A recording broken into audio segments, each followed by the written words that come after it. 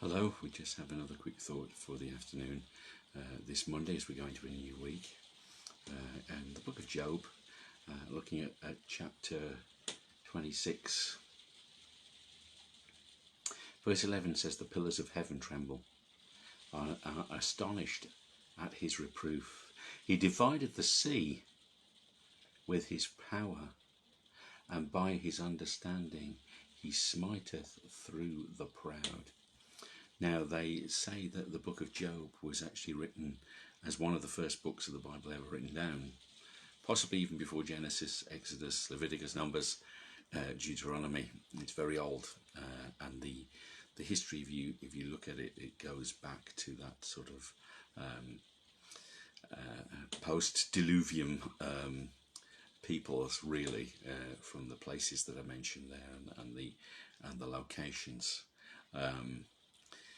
So it's thought to be very old. Now, possibly before even God had opened the Red Sea for the children of Israel.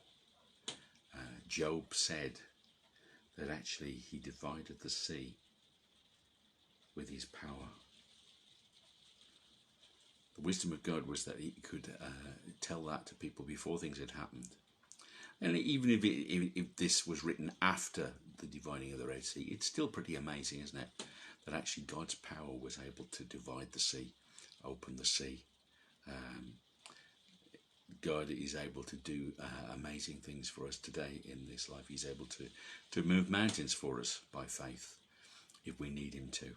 He's able to come through. But I love that as well, because it says,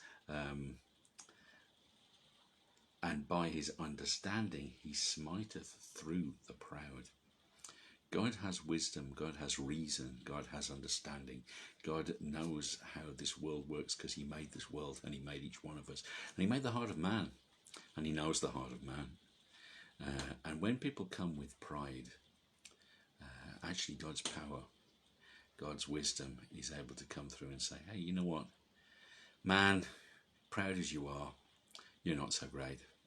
You know, you're just a creation like anything else.